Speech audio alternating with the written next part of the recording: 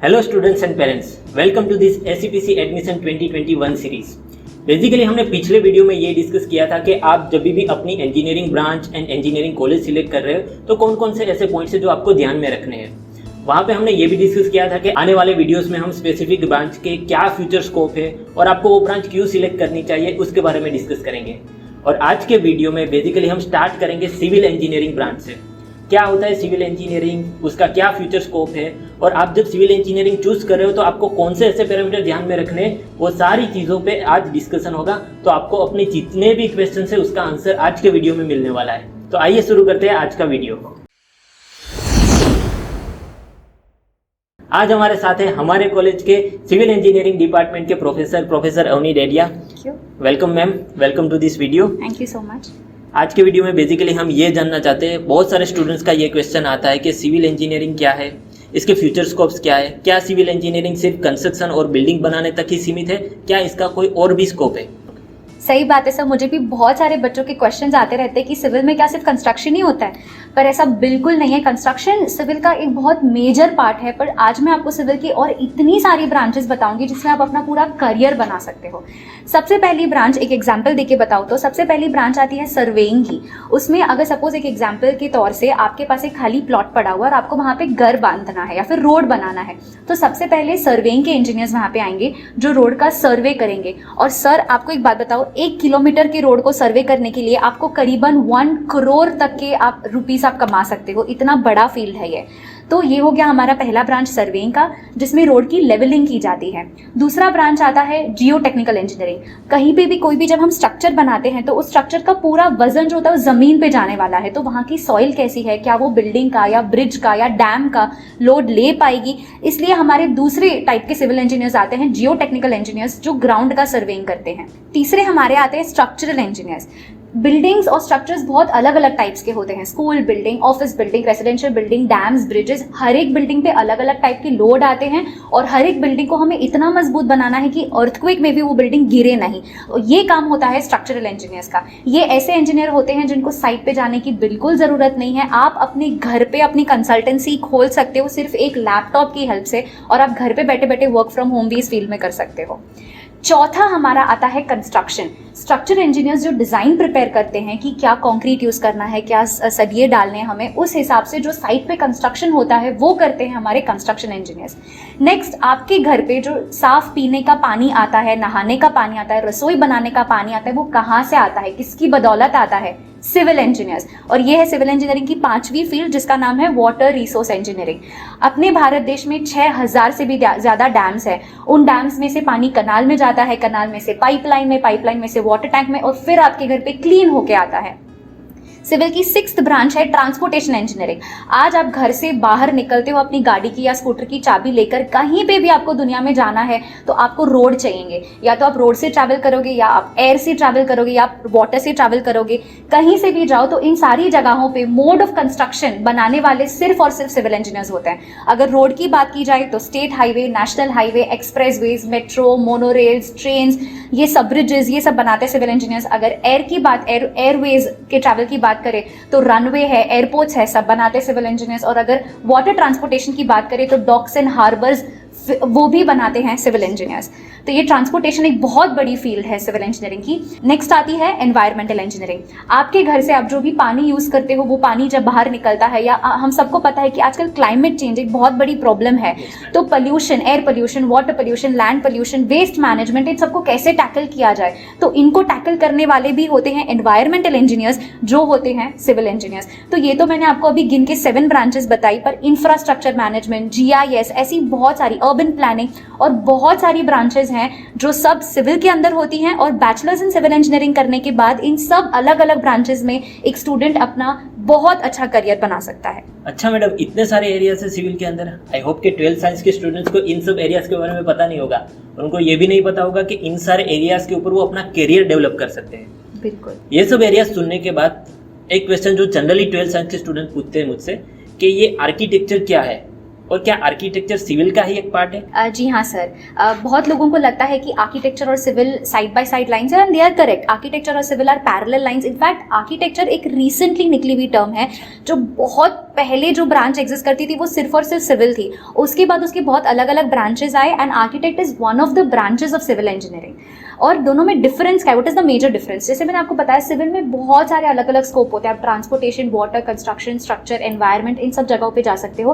पर आर्किटेक्ट के लिए जो ऑप्शंस होते हैं वो लिमिटेड होते हैं in terms of aesthetics. Architect जो होता है, जैसे वापस मैं पुराना एग्जाम्पल लेती हूँ एक घर बनाने का, तो आप आर्किटेक्ट के पास कब जाओगे? जब आपको उस घर में आप आर्किटेक्ट को बताओगे कि भाई मुझे 3 BHK चाहिए या मुझे 4 BHK चाहिए, तो वो सिर्फ आपको आपके घर की डिजाइन बना के देंगे कि कहाँ पे बेडरूम रखना है, कहाँ पे आपका पूजा रूम या कहाँ पे किचन रखना है, क्या आपका लैंडस्केप होना चाहिए, गार्डन का होना चाहिए, दैट्स इट। वहाँ पे फिर आर्किटेक्ट का काम खत्म हो जाता है।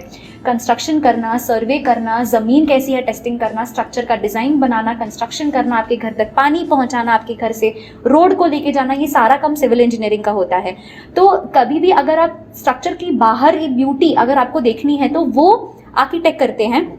पर उसके अलावा का सारा स्कोप सिविल इंजीनियरिंग में जाता है। अब मैं आपको एक एग्जांपल दूं कि कहाँ कहाँ सिविल इंजीनियर्स काम कर सकते हैं पर आर्किटेक्ट नहीं काम कर सकते।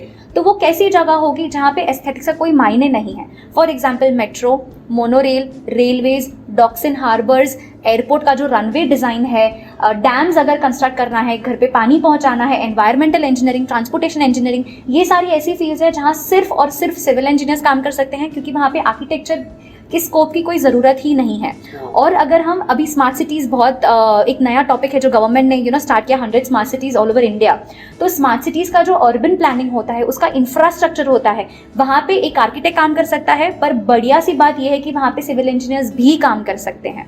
तो ये एक मेजर डिफरेंस है कि जहाँ एस्थेटिक्स आएगा वहाँ आर्किटेक्चर होगा सिर्फ और सिर्फ, और जहाँ एस्थेटिक नहीं है, एस्थेटिक्स को टच करता है या नहीं करता है, सिविल इंजीनियर्स हर जगह पे काम कर सकते हैं। और एक दूसरा बहुत बड़ा मेजर डिफरेंस आता है जॉब्स में, स्पेशली गवर्नमेंट जॉब्स। हम सबको पता है, बच्चे जनरली पूछते हैं कि गवर्नमेंट जॉब हमें कौन सी ब्रांच में मिलेगा, और ज्यादातर 12th के बच्चों को पता होता है कि सिविल में सबसे ज्यादा गवर्नमेंट जॉब्स होती हैं। और अभी बच्चों में आपको एक बात बता देती हूँ कि गवर्नमेंट जब जॉब्स देती है सिविल इंजीनियरिंग की फील्ड में, it is only for students who have a degree in bachelors of civil engineering. Architects के लिए ये जॉब्स अप्लाई नहीं होती हैं। गवर्नमेंट का वाटर डिपार्टमेंट होता है, रोड्स एंड बिल्डिंग डिपार्टमेंट होता है, सर्वेइंग डिपार्टमेंट होता है। इन सारे डिपार्टमेंट में वही बच्चे जा सकते हैं जिनके पास बैचलर्स ऑफ सिविल इंजीनियरिंग की डिग्री है, जो खुद एक सिविल इंजीनियर है। अगर आप आर्किटेक्ट हो तो आपके लिए सिविल इंजीनियर के हिसाब उनके मुकाबले आपके पास सिर्फ 10% या फिर मैं बोलूँगी 1% भी गवर्नमेंट जॉब्स नहीं है। तो ये एक बहुत बड़ा मेजर डिफरेंस। डेफिनेटली मैम, ये आंसर सुनने के बाद 12th साइंस के स्टूडेंट्स को आर्किटेक्चर और सिविल इंजीनियरिंग के जितने भी थॉट्स है उसमें क्लैरिटी मिली होगी। आजकल आप देख रहे होंगे मैडम के बहुत सारे स्टूडेंट्स कंप्यूटर आईटी सिलेक्ट करें, कंप्यूटर आईटी का ट्रेंड चल रहा है, और स्टूडेंट्स को और पेरेंट्स को ज़्यादातर ये लगता है कि सिविल इंजीनियरिंग ब्रांच का स्कोप कम है और कंप्यूटर आईटी सिलेक्ट करके वो कहीं से भी काम कर सकते हैं, और सिविल इंजीनियरिंग में तो उनको कंस्ट्रक्शन साइट पे बिल्डिंग्स के ऊपर वर्क करना पड़ता है। तो एज अ सिविल इंजीनियर आपका क्या मानना है? बहुत अच्छा क्वेश्चन पूछा सर आपने।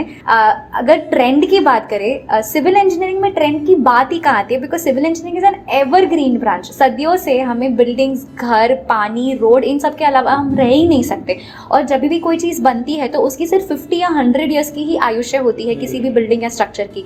तो हर कुछ साल के बाद ऑपरेशन, मेंटेनेंस और उसी स्ट्रक्चर को दोबारा बनाना, इसकी ज़रूरत कभी नहीं मिटने वाली है।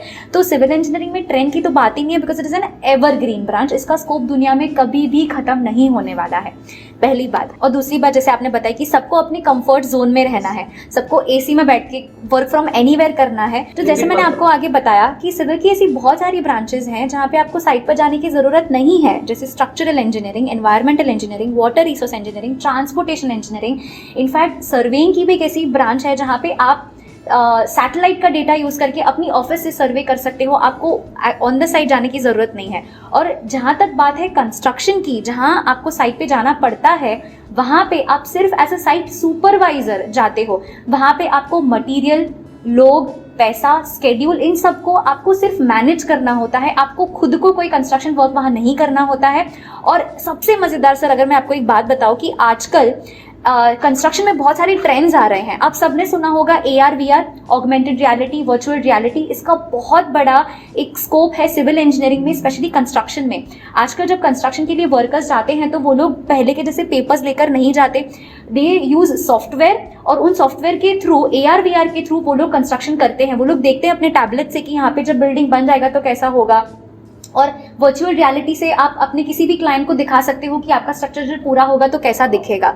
तो it is not just old machinery and work, बहुत सारी टेक्नोलॉजी, जिन बच्चों को कंप्यूटर IT पसंद है, टेक्नोलॉजी पसंद है, उनके लिए भी कंस्ट्रक्शन में बहुत सारी टेक्नोलॉजी का वो उपयोग कर सकते हैं। दूसरी एक, अगर मैं आपको बहुत इंटरेस्टिंग बात बताऊँ, इसरो में जितने भी सिविल इंजीनियर्स होते हैं वो सारे ऑफिस में बैठकर कंप्यूटर पे काम करते हैं। तो वो लोग सैटेलाइट का डेटा, जैसे मैंने आपको बताया, सैटेलाइट का डेटा यूज करके सर्वेइंग करते हैं, बहुत सारा प्रिडिक्शन करते हैं, और उस प्रिडिक्शन में sir machine learning, deep learning, artificial intelligence भी यूज होता है, जो कि कंप्यूटर साइंस इंजीनियरिंग का एक पार्ट है। पर उसको करते हैं कौन? Civil engineers. मैं आपको एक एग्जांपल देती हूँ। अभी हमने देखा कि जर्मनी में फ्लड्स आए थे, चाइना में फ्लड्स आए थे, अपने भारत देश में भी कहीं नॉर्थ के साइड पे, नॉर्थ ईस्ट में फ्लड्स आए थे। तो उसके लिए हमने क्या किया? सिविल इंजीनियर्स जो इसरो में बैठे थे, बाईसैग में बैठे थे, या अपने घर पे जो सिर्फ एक लैपटॉप लेके बैठे थे, वो बंदे भी क्या, उन सब ने क्या किया? पुराने सारे मैप्स सैटेलाइट के थ्रू डाउनलोड किए, और फिर अपने जो एनवायरनमेंट है, क्लाइमेट है, उसका पुराने 10, 20, 15 सालों का डेटा देखा, और मशीन लर्निंग, डीप लर्निंग की कोडिंग करके, उसको यूज करके उन्होंने प्रिडिक्ट किया कि हमारा जो डेवलपमेंट है वो किस तरह से आगे बढ़ेगा, और अगर फ्यूचर में ऐसी कैलामिटीज आती हैं तो लोगों को हम कौन सी सेफ जगह पर लेकर जा सकते हैं। और इतना ही नहीं, हमारी कॉलेज में, सैफ्रनी इंस्टीट्यूट ऑफ टेक्नोलॉजी में, ऐसी बहुत सारी बच्चों की टीम्स हैं जिन्होंने सिर्फ 2-3 महीने में पाइथन पे मशीन लर्निंग का कोडिंग सीख लिया है, और अभी वो लोग machine learning, deep learning, civil engineering projects में अप्लाई करके बहुत सारे अच्छे टेक्नोलॉजी बेस्ड प्रोजेक्ट्स कर रहे हैं। अच्छा मैम, इतने सारी टेक्नोलॉजी सिविल इंजीनियरिंग में यूज होती है, तो जिन बच्चों को कोडिंग में इंटरेस्ट है वो सिर्फ CEIT करे वो जरूरी नहीं है, और कोडिंग और सिविल में इंटरेस्ट हो उन बच्चों के लिए तो बहुत बड़ा स्कोप खुल गया। जी बिल्कुल सर, और सिर्फ सिविल के लिए नहीं, ऐसे बहुत सारे बच्चे होते हैं जिनको कोडिंग भी पसंद होता है, पर मैकेनिकल भी पसंद होता है, कोडिंग भी पसंद है, और इलेक्ट्रिकल भी पसंद है, EC भी पसंद है। तो आजकल ऐसी कोई ब्रांच नहीं है जहाँ पे data analytics, machine learning, artificial intelligence की एप्लीकेशंस नहीं है, क्योंकि हर एक फील्ड में डेटा तो होता ही है। तो आर्टिफिशियल इंटेलिजेंस और मशीन लर्निंग का एप्लीकेशन आप mechanical engineering, electrical engineering, EC engineering, हर एक फील्ड में कर सकते हो। आपको सिर्फ कंप्यूटर IT इंजीनियरिंग ब्रांच के पीछे भागना जरूरी नहीं है। ग्रेट मैम, तो आइए इस वीडियो को समराइज करते हैं और देखते हैं benefits of doing the civil engineering. पहला बेनिफिट ये आ जाता है कि सिविल इंजीनियरिंग में कंपैरेटिवली जो कंपटीशन है वो कम है, और डिमांड तो उतनी ही है। तो जब आप सिविल इंजीनियरिंग करके पास आउट होंगे तो आपके जो जॉब्स मिलने के चांसेस है वो ज्यादा रहेंगे। सेकंड बेनिफिट ये है कि सिविल इंजीनियरिंग में मैक्सिमम गवर्नमेंट रिक्रूटमेंट होती है, तो अगर किसी स्टूडेंट को गवर्नमेंट जॉब्स करनी है तो वहाँ पे बहुत सारे चांसेस आपको मिल जाएंगे। एंड थर्ड बेनिफिट ये है कि गवर्नमेंट जॉब्स के अलावा भी प्राइवेट जॉब्स में भी बहुत सारे चांसेस है, क्योंकि मैक्सिमम गवर्नमेंट प्रोजेक्ट्स जो है वो करने के लिए गवर्नमेंट प्राइवेट एजेंसीज को ही हायर करते हैं। तो ये सारे बेनिफिट्स है सिविल इंजीनियरिंग करने के। सर एक बहुत ही बढ़िया बेनिफिट मैं आपको बताना चाहूंगी सिविल का, जो ज्यादातर लोगों को नहीं पता होता है। सारी इंजीनियरिंग ब्रांचेस में से सबसे highest paid salary civil engineering की होती है। ओह, तो ये एक और बेनिफिट हो गया सिविल इंजीनियरिंग करने का। तो इसी बढ़िया बेनिफिट्स के साथ खत्म करते हैं आज का वीडियो। तो इतनी इंपॉर्टेंट एंड यूजफुल इन्फॉर्मेशन देने के लिए हम डेफिनेटली थैंक यू बोलेंगे प्रोफेसर अवनी देटिया मैम का। Thank you. I hope students के इस वीडियो से आपको डेफिनेटली हेल्प मिली होगी, और जो भी आपका कंफ्यूजन है सिविल इंजीनियरिंग के बारे में, आई होप कि वो चला गया होगा। इस वीडियो को अभी अपने दोस्त एंड फैमिली के साथ शेयर कीजिए जिनको सिविल इंजीनियरिंग में इंटरेस्ट है और कंफ्यूजन है सिविल इंजीनियरिंग में, उनके साथ तो डेफिनेटली ये वीडियो शेयर कीजिए। ऐसे ही useful, informative and branch related future scopes के वीडियो लेकर हम आते रहेंगे इस चैनल पे। तो इस चैनल को अभी सब्सक्राइब कीजिए और अभी बेल आइकन प्रेस कीजिए, ताकि फ्यूचर में आने वाले कोई भी वीडियो को आप मिस ना करें। और अभी भी आपके मन में कुछ भी डाउट है तो डेफिनेटली आप विजिट कीजिए हमारी वेबसाइट को www.safroni.ac.in, या तो आप कॉल कर सकते हैं इस नंबर के ऊपर। तो मैं मिलता हूँ आपको नेक्स्ट वीडियो में ऐसे ही यूजफुल, इंटरेस्टिंग इन्फॉर्मेशन के साथ। Thank you very much.